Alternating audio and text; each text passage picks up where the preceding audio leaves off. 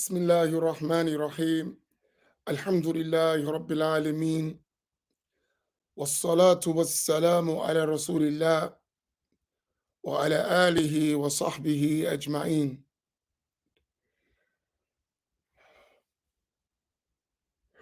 لله تبارك وتعالى. Inshallah ta'ala, we're going to resume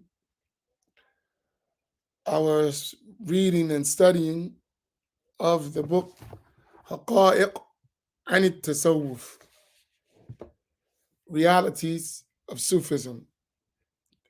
We reached up to page 99 in the section Tariqatul Mujahada, which is the path of spiritual struggling, working on overcoming our egos, our lower self. Let us recite Al-Fatiha to the soul of the author. Al-Fatiha.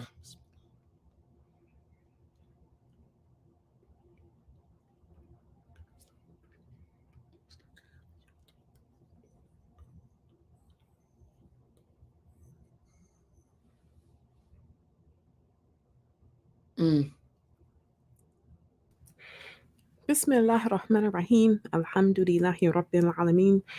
Wassalatu wassalamu ala Rasulillah. The author, may Allah Ta'ala have mercy on him, said, the path of spiritual struggle.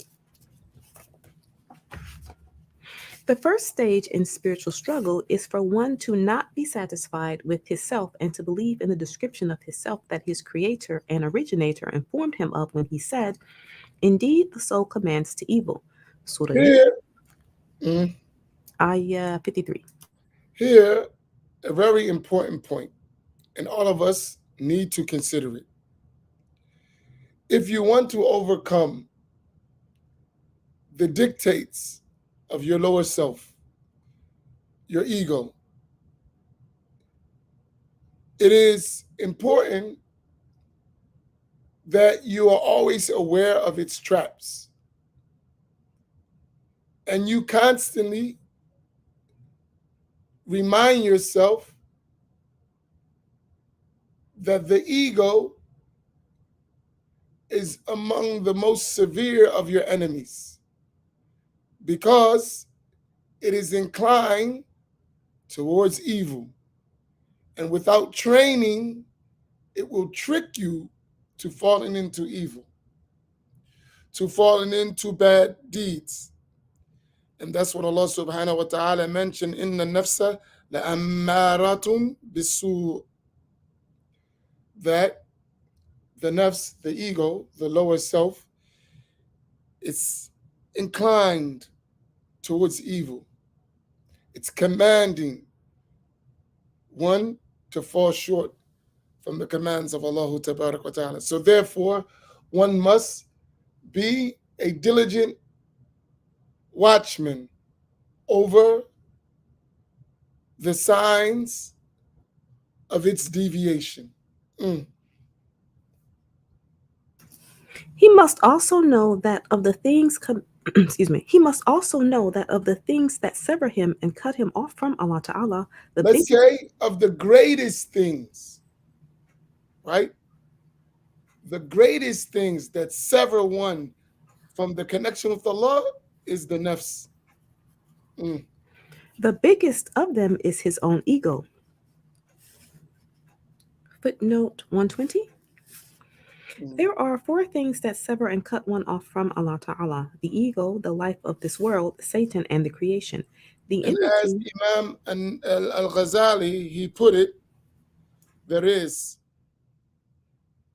al-khalq, the creation, ad-dunya, the world, al-shaitan, the devil, and an-nafs, the ego.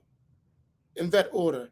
They are obstacles on the path to Allah tabaraka wa ta'ala. So he put them in that order, right? The creation in general, then the world, then the devil. And after you overcome all of them, the hardest one is going to be your nafs because it never leaves you. And the enmity of Satan and the ego. Imam al-Ghazali wrote about this, if you want the reference. He wrote in his book, منهاج العابدين إلى جنة رب العالمين. uh, منهاج العابدين, the path to the worshipful servants of Allah, the path of the worshipful servants of Allah to the paradise of the Lord of all the worlds. It is the last book that Imam al-Ghazali wrote. Mm. The enmity of Satan and the ego is obvious. As for the enmity of the creation, it is by taking notice of their praise or condemnation, and in this the spiritual wayfarer is hindered and obstructed in his journey to his Lord. As for the enmity of the world, overly concerning oneself with it and allowing it to busy the heart is a major factor that severs one from Allah subhanahu wa In ta'ala. other words, do not be too occupied with the world. You know, it is the habit of people. They're always worried about the world, worried about the world. You know, as they say, مشغول بالدنيا, constantly worrying about the world, worrying about the world. Listen, الدنيا فانية. The world is going to perish. It's coming to an end. And the akhirah, baqiyah. And the hereafter is everlasting. بل تؤثرون الحياة الدنيا والآخرة خير وأبقى. Rather, they prefer the life of this world when the hereafter is better and abiding. Take from the dunya what you need and learn to overcome what you want. You will be safe. Imam An-Nawawi, he said something beautiful about this. In the Muqaddimah, in the introduction of his Riyadh al-Salihin, he said, Inna lillahi ibadan futuna, طلق الدنيا وقافوا الفتنا, نظروا فيها فلما علموا أنها ليست لهي وطنا, جعلوها لجة واتخذوا صالح الأعمال فيها سفنا. Which means, Imam An-Nawawi mentioned this. He said, verily there are servants of Allah Tabaraka wa Ta'ala who are intelligent. They divorced the world and they feared its seditions. They observed it, and when they knew about it, that it is nothing or it is not an abode for the living. They observed the world, they paid attention, and they observed from that, they knew from that, that this dunya is not an abode for the one who really wants to live. So they took it as a vast ocean, and they took their good deeds as boats to sail to safety. Subhanallah. That is a beautiful description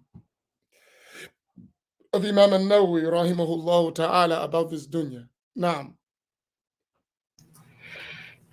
In a state of poverty, man's worries preoccupy him away from Allah Ta'ala, and in a state of wealth, man is busy with its delights and adornment away from Allah Subhanahu wa Ta'ala. Indeed, mankind does transgress. He sees himself self sufficient. Surah Al Alaq, Ayat 6 through 7. If one removes the love of the world from his heart, it will not harm him, as the Sheikh of the Sufis, Sayyidi Abdul Qadir al Jilani, Rahimahullah, said, expel the world from your heart and place it in your hand or your pocket, and it shall not harm you. So here,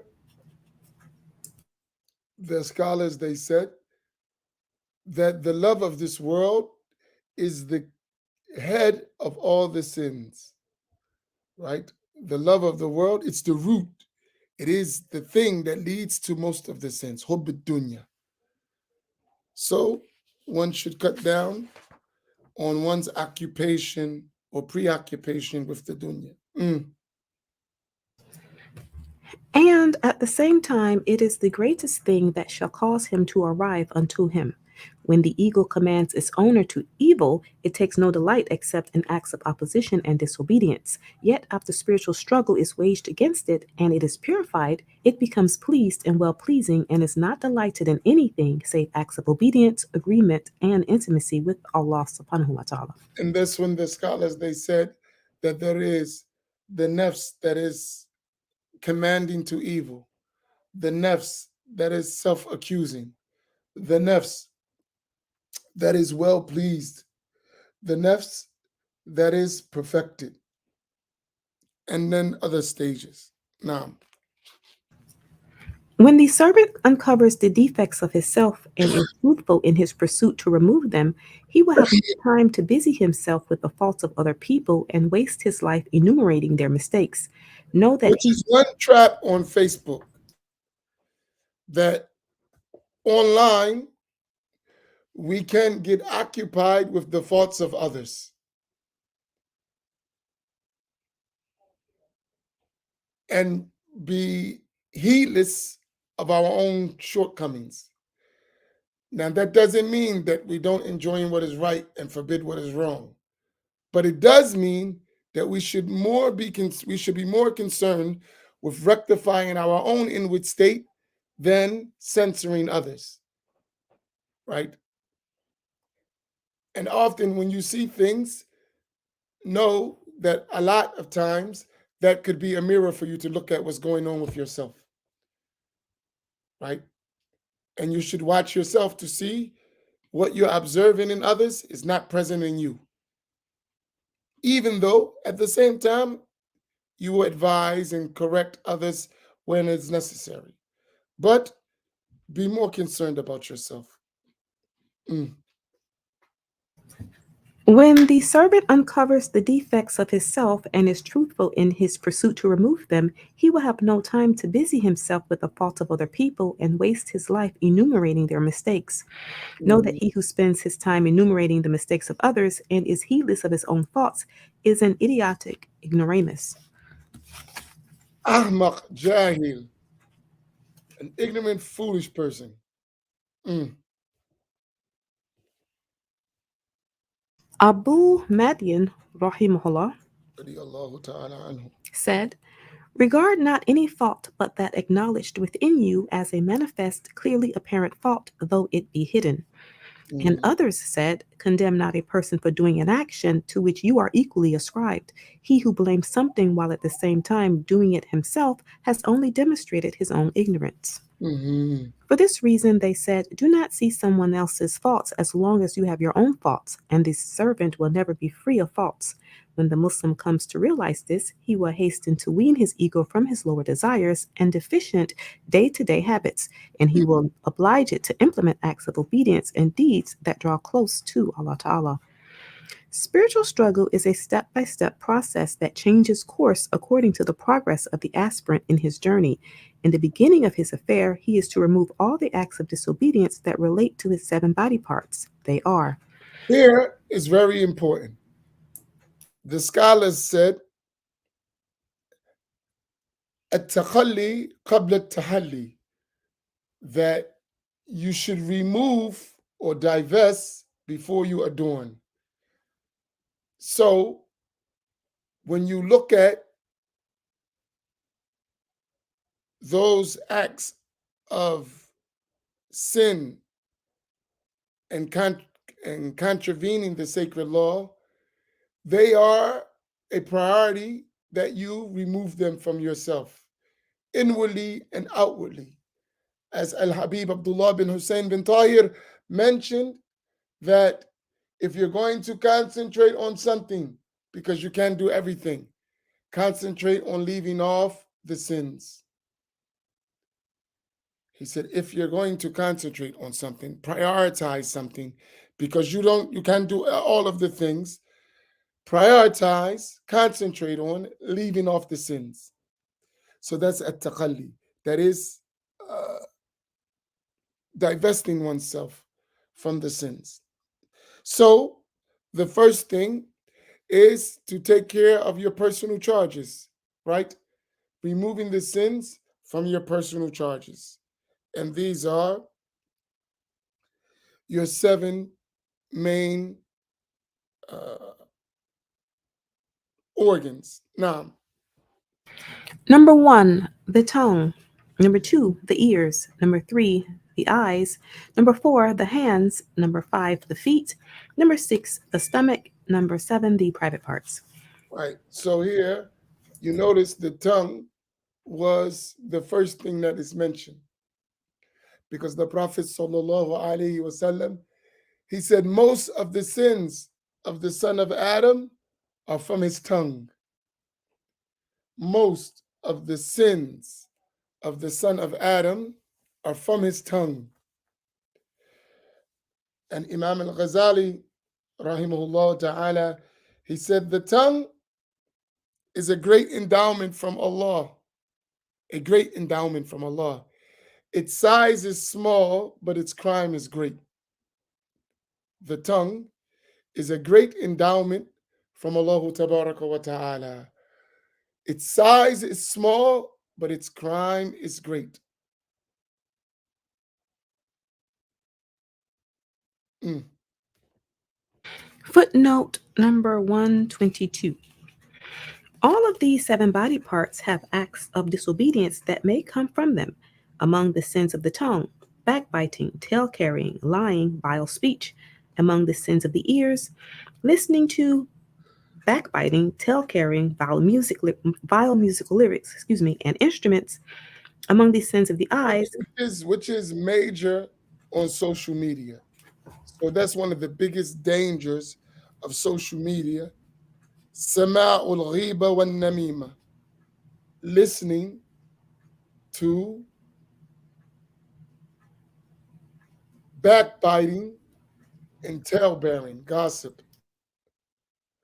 And my teacher said something that was mentioned by the pious before, that whoever carries news for you will carry news against you. And I remember him telling me that, and it was something that made me disdain gossip or tale bearing. He said, whoever does it for you will do it against you. I said, wow, that's deep, right?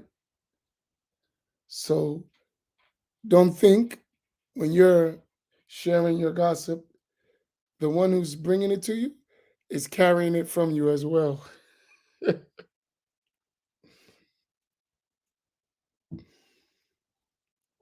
So uh,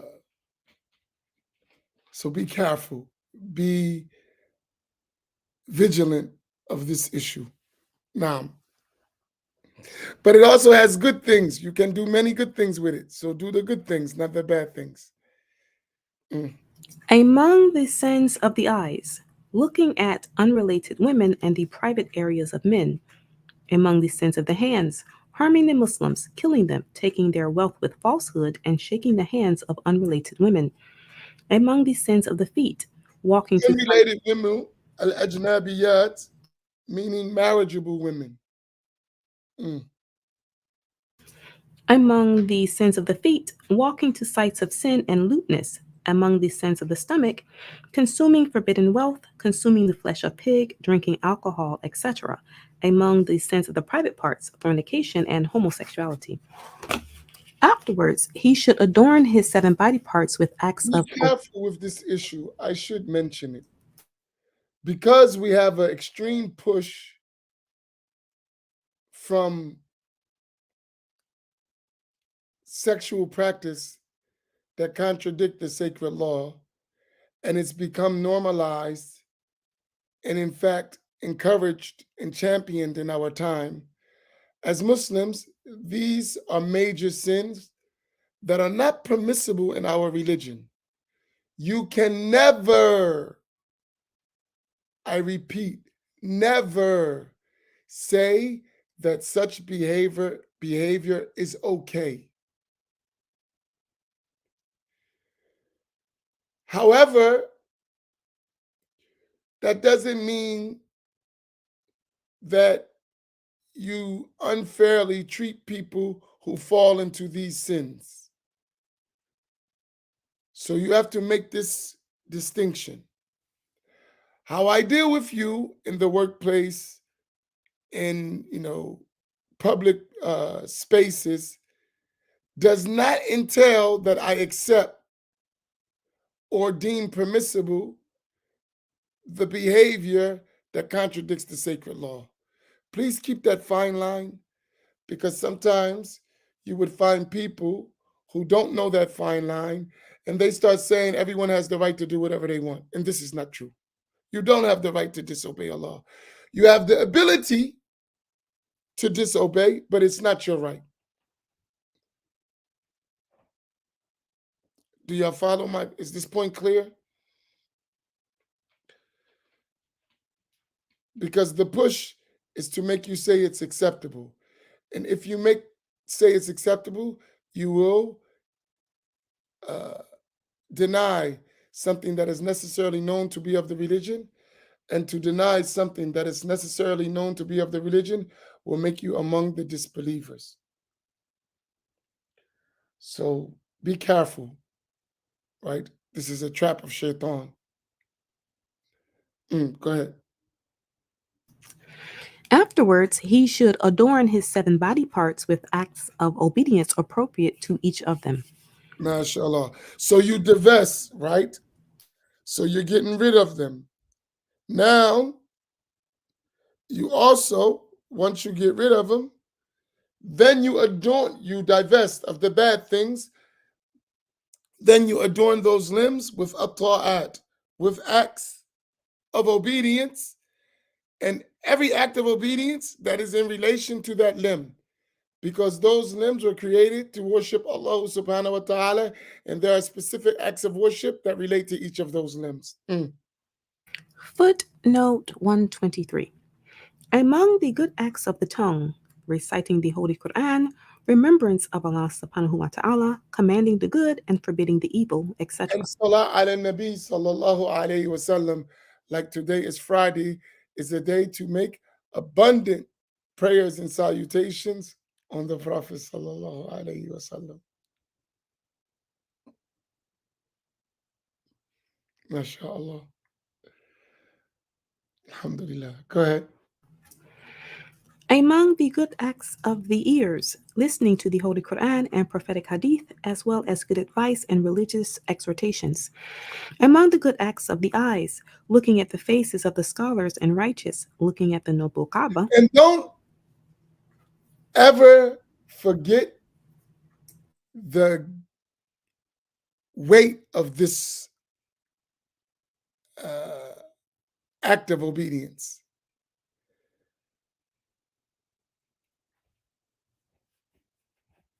Gazing, looking at the faces of the scholars and the pious people. Just that gaze can change your state. Them to you, or you looking at them. Imam al-Haddad said these are means of changing the state of the servant to push them to travel the path of Allah. It can be a ba'ith, it can be an urge or a push to acts of obedience. So pay attention to that. Whenever you get a chance to look at the pious, make it a feast of gazing. And if they gaze at you, remember they see with the light of Allah tabaraka wa ta'ala. And looking at the signs of Allah Ta'ala in the creation with the intention of contemplation. Among the good They acts, looking at Al-Kaaba. I'm sorry, looking at the faces of the scholars and righteous, looking at the noble Kaaba, and looking at the signs of Allah Ta'ala in the creation with the intention of contemplation. Among the good acts of the hands, shaking the hands of the believers and giving out charity. Among the good acts of the feet, walking to the mosque and gatherings of sacred knowledge, visiting the sick and going to make peace between people. And Among this the is important. Sometimes I see that some of our people differ with each other. And everyone is, subhanallah, you have to see your brothers and sisters just as that. Wa alaikum salam. As brothers and sisters. إنما المؤمنون إخوة. You have to learn to love one another. No one is perfect. Everyone has shortcomings. Everyone has things that you have to put up with. Learn to put up with some things. Learn to be forbearing with your brothers and sisters. Just as you see their vice, keep in mind that they have virtue.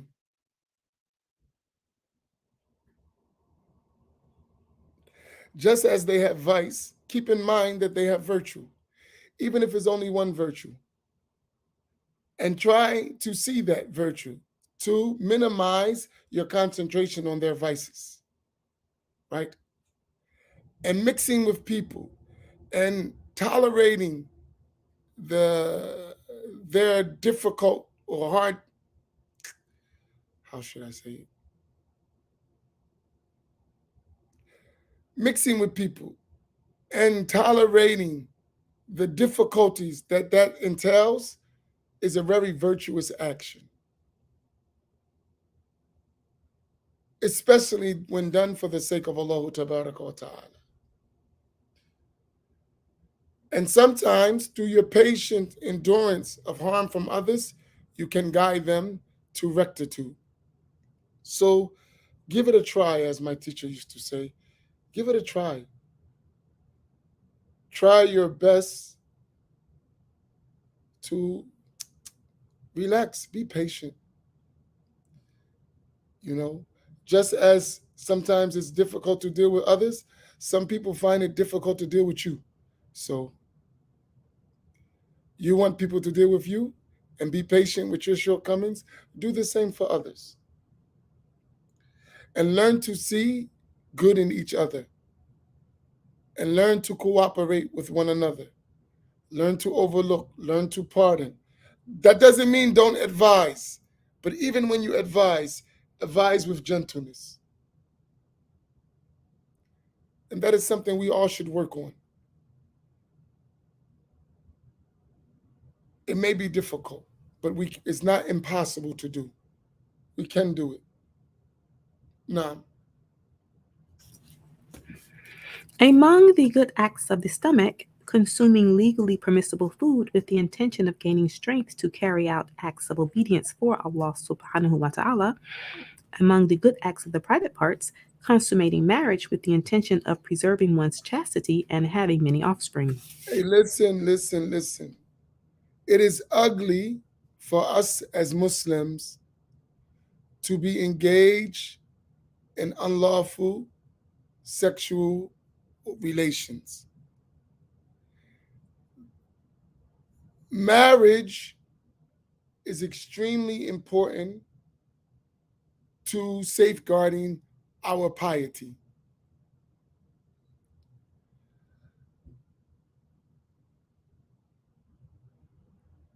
And brothers, I want to give you some advice. No, I don't want to say brothers. No, I don't want to use that word. Men, because women need men, they don't just need brothers. There is a difference. Our sisters, our women need men, not just brothers. So, men, it is important that we take this issue of marriage seriously, because by us not taking the institution of marriage seriously, we make our Muslim sisters available for so many evils because they can't find men. I'll repeat that. Men, we need to take the institution of marriage seriously, because if we don't, it leaves our Muslim sisters to fall into so much evil because they cannot find men. This is a real important issue, especially in the African American community. It's a plague. It's a plague for everyone. But in our community, it's even more severe. Women go years, sometimes a decade or more, waiting to find a Muslim man to marry, but they only see brothers and boys or males. And we have to fix this issue. A woman will follow a man, will surrender to a man, will submit to a man. She's not even going to respect a boy or just a brother because she needs a man.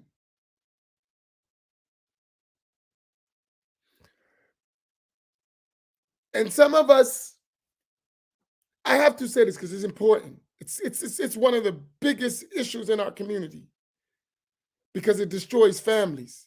And without families, you can't build communities. And without communities, you don't have a good ummah.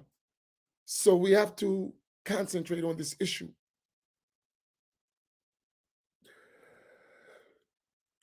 You know, a lot of brothers, they complain about the independent woman. The independent woman is a delusionary thought because of the lack of real men. I'll repeat that.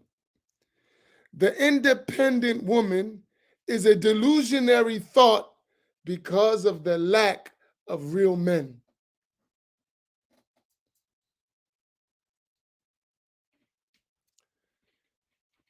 And Shaitan will delude us from the noble creation of a man if we don't honor that attribute that Allah has given us. So as men, if we are not men, and we should take dignity and honor in being a man. And let me define man since we're talking about tasawwuf. In the Sufi terminology, a man is the one who knows the rights of Allah upon him and fulfills them with excellence. Let me repeat that. A man is the one who knows the rights of Allah Tabaraka wa Ta'ala upon him and he fulfills them with excellence.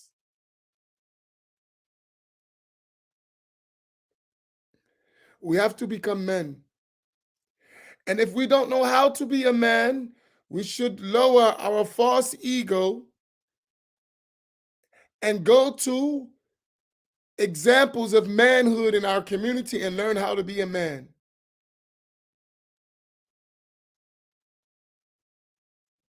Some of us don't know how to be a man. We've never been taught to be a man. And maybe on the job training, and that's fine, so long as you get it. It's fine. You didn't learn. Like in everything else, like we're talking about the knowledge, you have to go learn. Being a man is part of the knowledge. Go learn how to be a man. Learn the responsibilities of manhood. Sometimes we don't do it because we don't know how. And we should go learn how to do it. How is a man supposed to be? I'll give you something. It was a lesson that I never learned, and I'm still trying to learn it about being a man. Is how to understand and respect the emotions of a woman. Man, that's challenging. But that's a characteristic of a good man, a real man, is that he knows how to delicately navigate the emotional state of a woman. Man, that's difficult. Man, that's hard.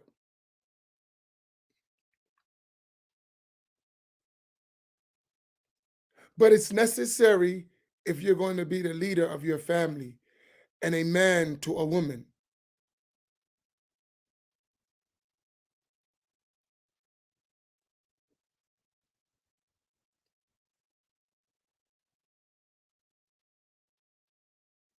Yeah, it's a Sufi definition, Habibi. But it's real. It's not easy. And we need to realize it's not easy. Because of its difficulty, we're prone to flee from it because of its difficulty. I'll tell you an example of a man.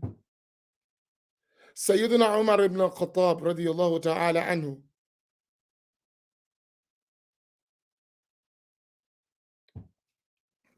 You know, we read about Umar radiyallahu ta'ala anhu, who was Amir al-Mu'mineen, the first to be called that. And he always known to be rough and tough. One time, a man came to the house of Umar ibn al-Khattab radiyallahu ta'ala anhu to complain about his wife. When he got to the door of Sayyidina Umar radiyallahu ta'ala anhu, he heard Sayyidina Umar's wife radiyallahu ta'ala anhu giving him the business.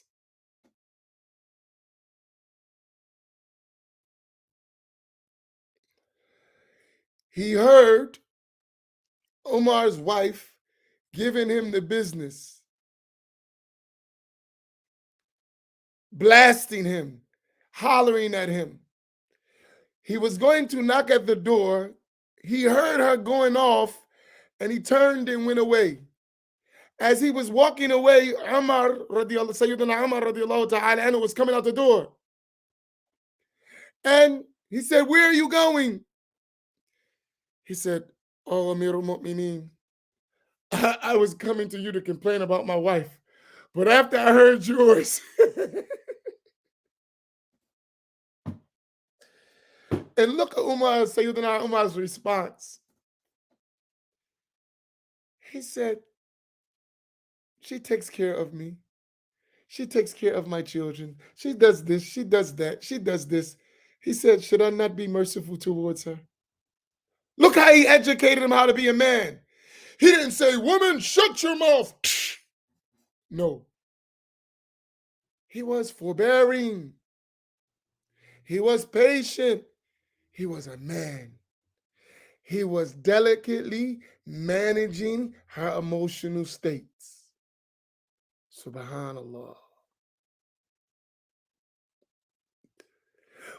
Sayyidina Umar, he used to roam the streets as the Khalifa of Medina, looking for the needs of the people, especially those women whose husbands were on jihad and they didn't have no one, or the widows.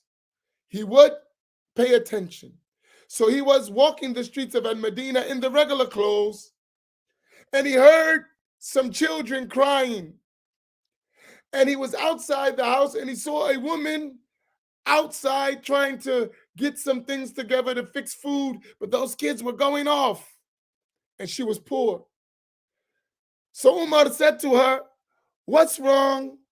She said, "The Khalifa doesn't care about us. I don't have anyone, and I am struggling, and he doesn't care." Sayyidina Umar, he went and got the food. He helped prepare everything. He gave it to the woman, and he stayed until those children were no longer crying. So he was like that with his own family and those Muslim women under his authority. That's a man. Despite being the leader of the Muslims, the commander of the faithful, the furious warrior, he was a man of a pure heart. He didn't say, "What do you mean? I'm the Khalifa. I'm out here right now roaming the streets. What do you mean I don't care?" He said, "I understand where she's at emotionally, and we are falling short. Let me take care of it." He could have ordered someone else to do it. Easy. He had soldiers, he had workers, he had governors. He could have easily told someone else to go do that. He did it himself. Y'all follow what I mean? This is a serious issue. And I'll leave it there. Where are we at? Yeah, let's stop there. Because that's something we need to ponder on and think about. And we'll pick up Where was that at? Page 101.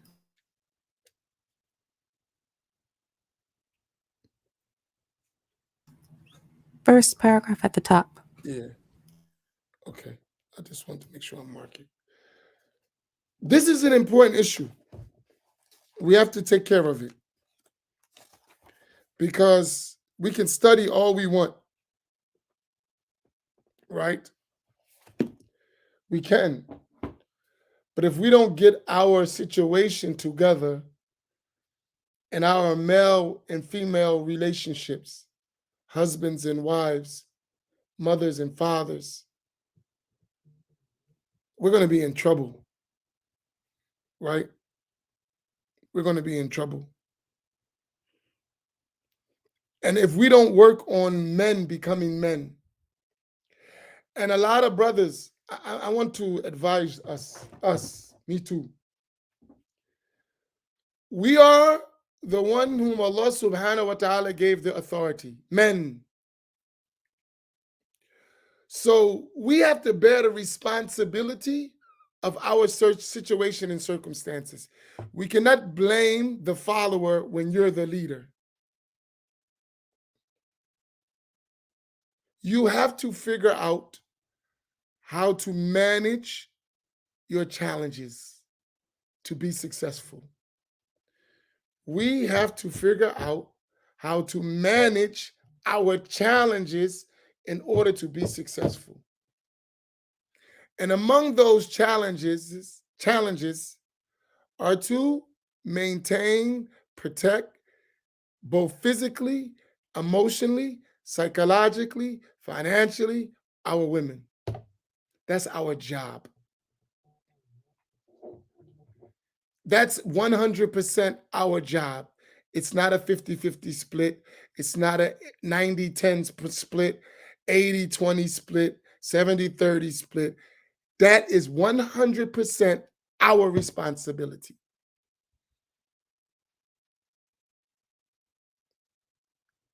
That's our responsibility. If they help us, and in the battle that we're facing in this society, they will help you and they should help you. That doesn't negate that it's your responsibility. It's our responsibility.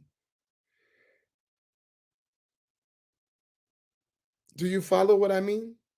And if we cannot manage our homes and our women folk, there's no way we're going to manage this ummah. Forget about it. If we cannot manage and take care of our women folk, no way we're going to manage the ummah. It's impossible. So we need to take this issue seriously. And those who are good at it need to help those who need to learn and practice. I am my brother's keeper, as they say.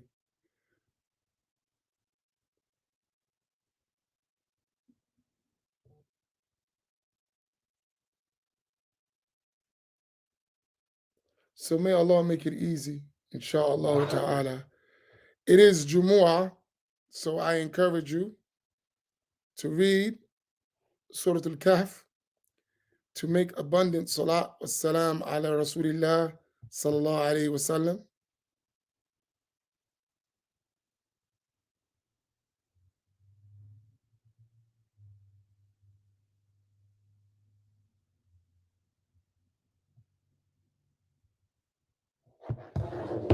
And make plenty of istighfar. And Allah knows best. What was that? Did I miss? It was something there.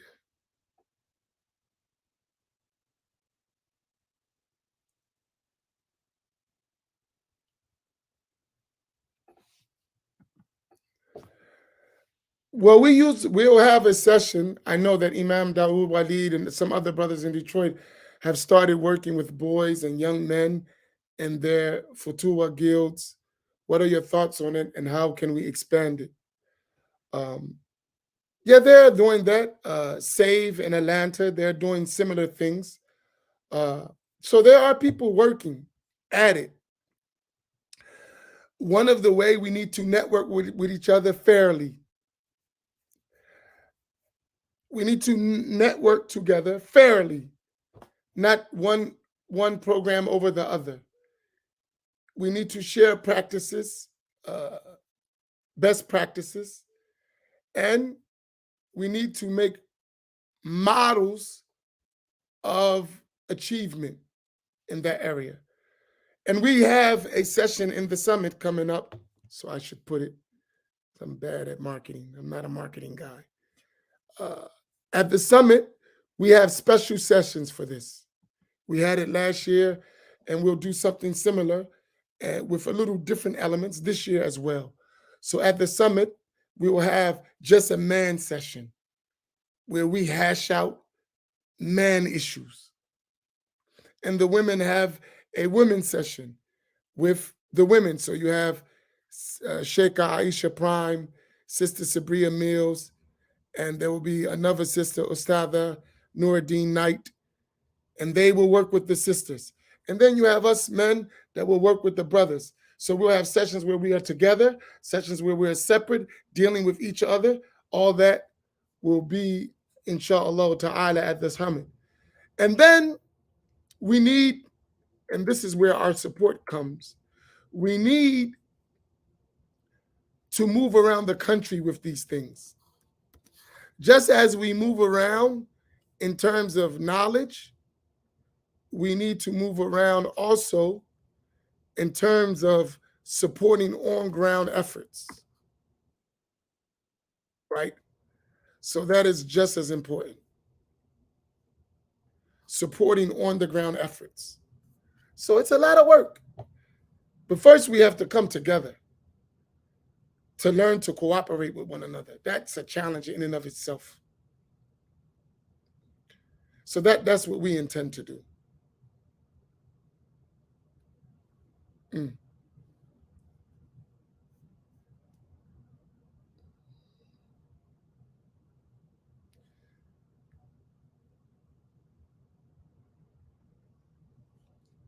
Allah.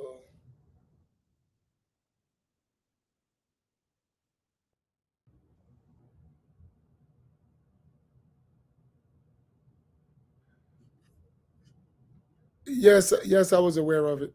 I saw his classes.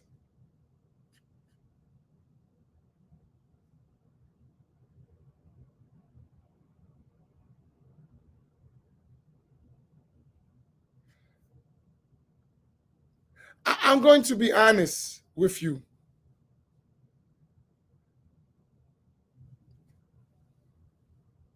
A lot of our brothers, I love you. I do. Wallahi, I do. I love all of you. Lillahi ta'ala. But to be honest with you, I am extremely disappointed with our level of manhood in our community and black men. And the black Muslim men, it breaks my heart the way we are. Seriously. Especially from my background. It's disgusting to me the way we are.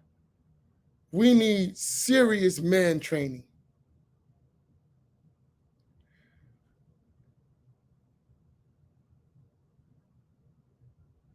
We're not like we used to be. We really are not. It's sad. We are full of excuses why we're incapable and deficient.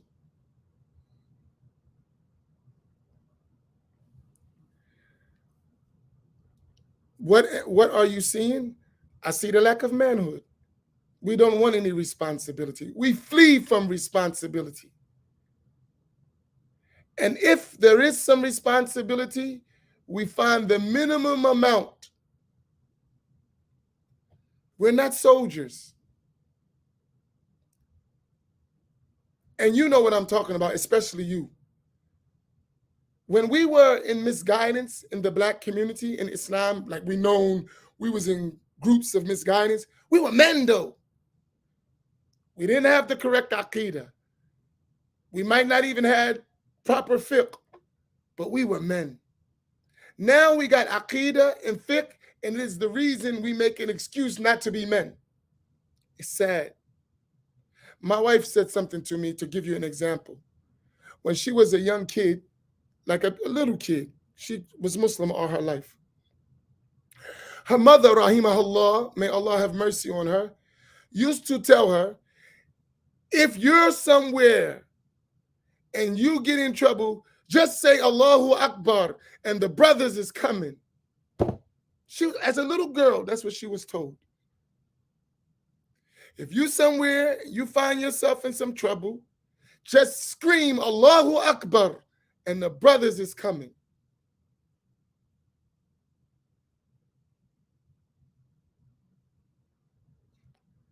Is it like that today?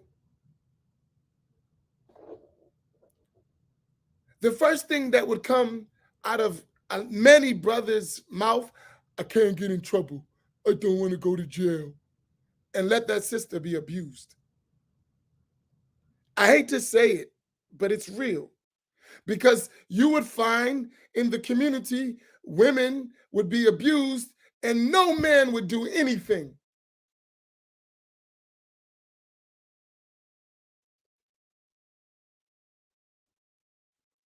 And I've heard people say, you the imam, you should handle that. Huh? You're the imam, you should handle that. Translation to me, you a man, you know I'm not a man, you should go do that. No, I've seen it. I'm not. And not just in one community, like it's standard that men go to the imam and tell the imam he should do the man job. This is standard. And imam sitting around like, yo, ain't you a man? Ain't you capable?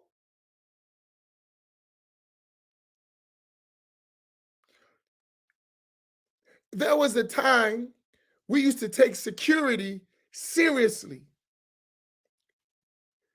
Today, you got to almost beat somebody up to make them stand guard, to protect the community, to protect the women and the children and the believers. You got to almost scream at them and be on their back just to make them be diligent, to be on post and not leave posts. That was the standard in the Black Muslim community, be on post. It was a badge of honor to be on post. Where'd all that go? Where'd all that go? So that's what I see. If a sister needed something, there wasn't no slick stuff. There's an honor. Yo, man, we got to take care of the sister. That sister doesn't have a husband. Brother, marry that sister. Man up. That's how it used to be. I remember, I've been around all my life in Islamic, so-called Islamic movements. For the Black Muslim community, that was a standard practice. That was like the part of the manual, manhood. 101. Before we learn anything else, we learn to be a man. I don't see that anymore. In fact, I see people fleeing from manhood.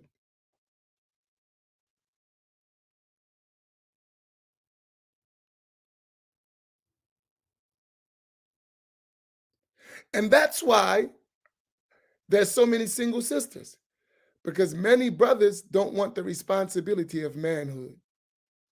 I can't take care of all of her and her kids. She's a part of this ummah. Why can't you? Why can't you?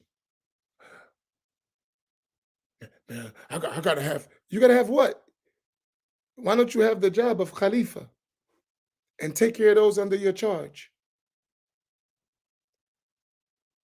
But part of it is hubbud dunya. I love the world, so I gotta have enough for me. And so long as my family is okay, I don't need anything. I'm fine. That's how men think. That's how Grandpop used to think. Grandpop would have one pair of shoes, some trousers, working his butt off, but made sure food was on the table, everyone in the family was straight, and that was Grandpop's badge of honor. Because Grandpop, even though he may not have been a Muslim, he was a man. Great grandpa was a man. I could go all day in this.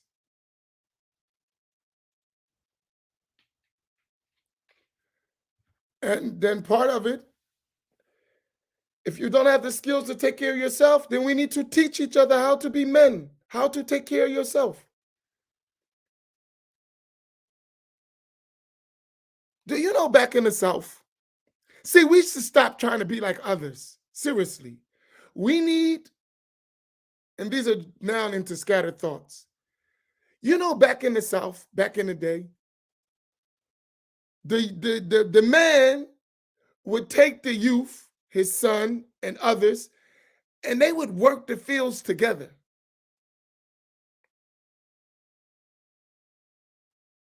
Like you couldn't lay around and play games. You got to go you got to go learn some stuff. You got to go help.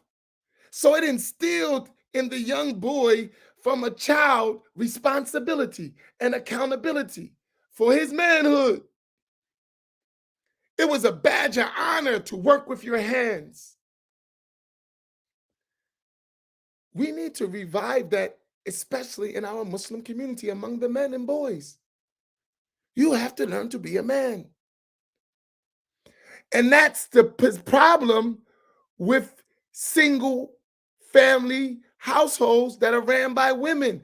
Don't expect them to raise men. That's not their job. That's the job of men.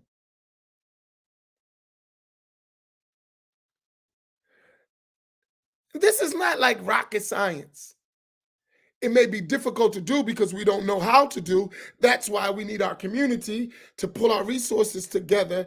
It takes a village to raise a child. We all know that. We all heard that. We just stopped doing it. We've destroyed our village to join someone else's village that cares nothing about the destruction of our village. We need to take care of our village. Our village is hurting bad. So we have to do our part. And the men have to take the lead. And they don't say, the women let me take the lead, which is really problematic to me. When I hear a man say, she won't let me lead. What kind of man are you? What you mean she won't let you lead? Allah ordered you to lead. So how does she come and surpass Allah's commandments with you? What is going on here? Allah ordered you to lead. He made you a man. He put you as a Khalifa. He put you as an Imam. What do you mean she won't let you lead? Meaning she discovered you're incapable of leading, so you need to go learn the skills. Because if you knew how to lead, she would follow you.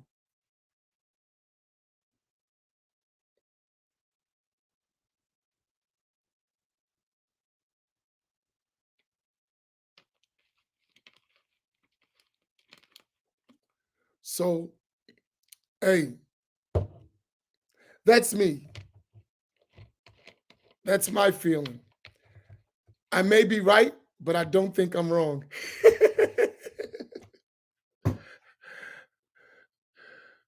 Honestly, this is a problem, man. And the fact that we're really to pass the buck to the women to lead us is a disaster. They have a role, a significant role, but it's not leading men. It's not. And sisters, if you have a man that wants you to lead him, you have a problem. You have a serious problem. If you have a man who wants you to lead him, you have a serious problem. That doesn't mean he's going to negate your skill set. In fact, if he's a good man, he's going to highlight your skill set. He's going to help further your skill set because he's never going to be intimidated by you. So he don't need to put you down to lift him up.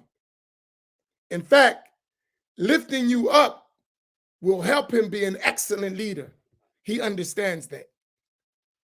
But in no way, especially us as Black Muslim men, can we afford to rely on our women to show us how to be men. That's a problem. And the Prophet ﷺ would never do such a thing, though he honored and respected and elevated the women in their roles. They have their excellent duties, and we should honor that and admire that and push that forward. Because one of the things we made as a mistake, we put our women down by not letting their skills be manifest and let them succeed. We held them back. That's a mistake. But at the same time, we must do our role as leaders. We must fulfill our role as leaders. So it's not one against the other. It's you doing your job and me doing my job. That's just the way the religion sets up. And that was our way in our communities before these shaitanic forces divided the household of the black family. That's how it used to be. Men were men. So we have to talk about this issue. Really, that's our problem. It's a big root. And other things are important, but not as important as this. Learning our religion and returning ourselves to the proper order of leadership that Allah subhanahu wa ta'ala revealed to the Prophet sallallahu alaihi wasallam, and he conveyed with his tongue. Because trust me, if we keep letting the system switch roles, our children are going to be something else that Imam Fahim keeps talking about. Our boys are going to be something else that Imam Fahim keeps talking about. And then that's going to be a perpetual harm. And sisters, respect the man. And when I say respect the man, don't allow at all your man to just be a male. Buck. That's me. What are you confused about, Sister Jennifer? You watch me be a man all the time. You know what I'm talking about. So much of a man, I get tired of it. What are you confused about? Tell me, how can I help you?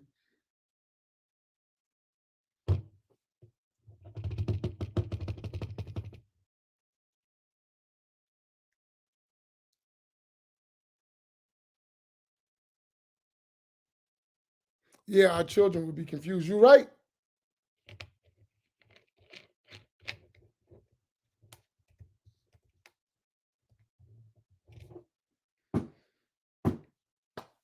All right, may Allah make it easy. Am my point clear?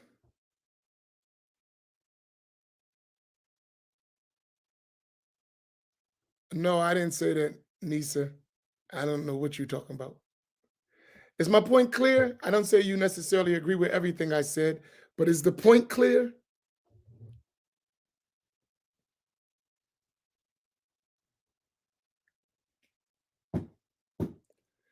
Brothers, man, we got to help our sisters. Step up to the plate. Come on out. Get yourself together. We got too many sisters, single, that need men.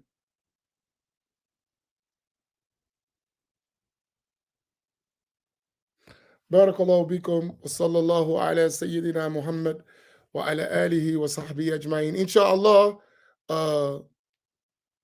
Sheikh Walid Rifai will be on tonight at 7 o'clock. Please share the summit. Please get your tickets. Let's make this a successful event and rebuilding our community, inshallah. Barakallahu bikum. Wassalamu alaikum wa rahmatullah.